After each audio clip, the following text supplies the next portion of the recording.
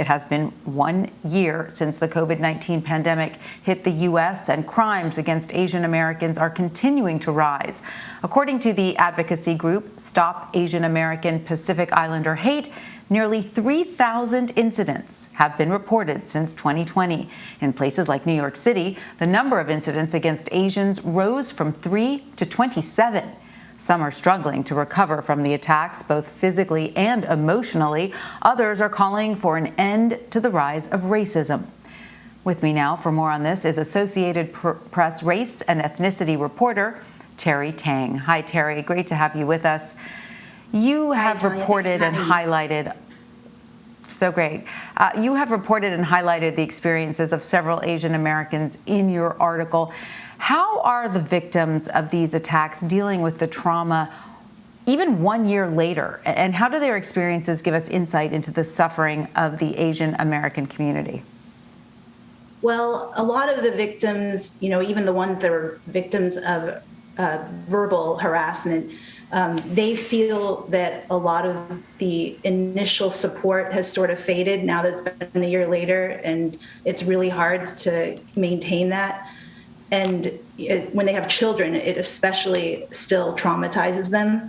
And probably the person who's an example where someone has suffered so much is Bowie Kung, the Midland, Texas father who was stabbed in March last year inside a Sam's Club. And not just him, but his 2 young sons were stabbed. And even now, all this time later, he seems fine, but every time they go into a store, he has to look around over his shoulder, and his older son, who's 6, still can't sleep alone and probably will have to have another surgery around his eye.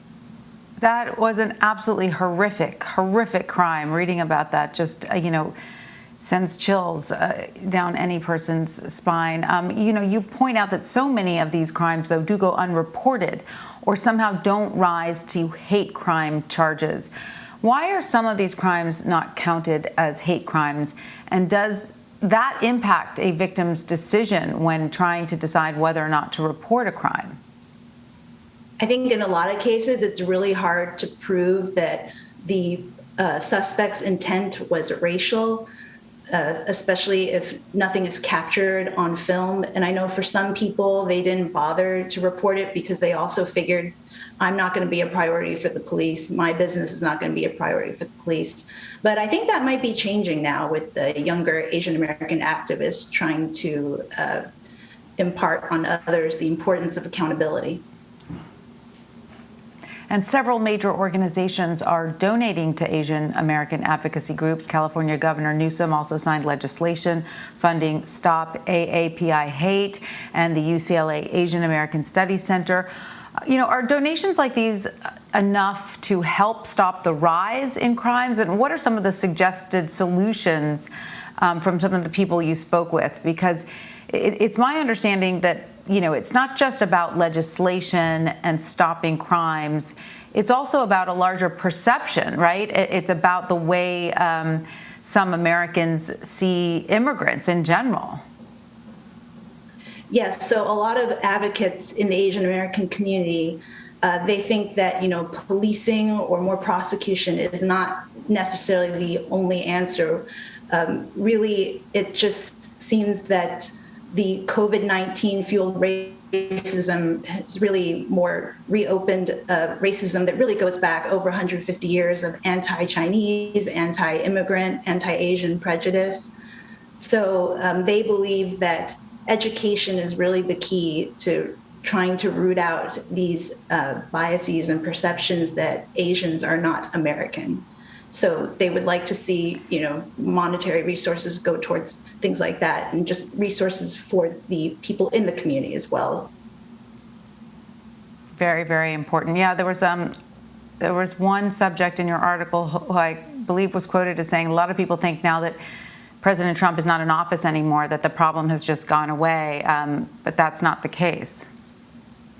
Yes, I think there was a lot of feeling among people, some Asian Americans even, that maybe with a new president who would not use terms like Chinese virus or Kung flu, and even went beyond that and issued an executive order denouncing that language, that these kinds of crimes, wouldn't completely go away, but it would at least go down. But that has not been the case at all. It seems like every other day there is reports of some new random violent crime in cities where there are large Asian American communities. And so do you believe when we're having these sort of larger discussions as a country about racial reckonings that include, the Black Lives Matter movement, do you think that we should more often include Asian Americans in those discussions? How would you recommend we do that?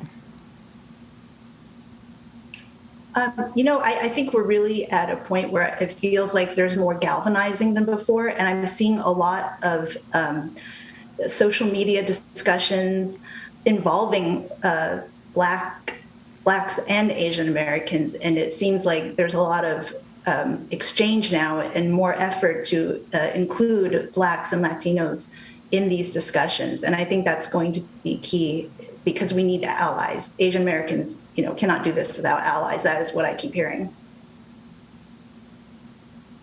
Well, Terry Tang, thank you so much for joining us. We really appreciate your time. Thank you for having me, Tony.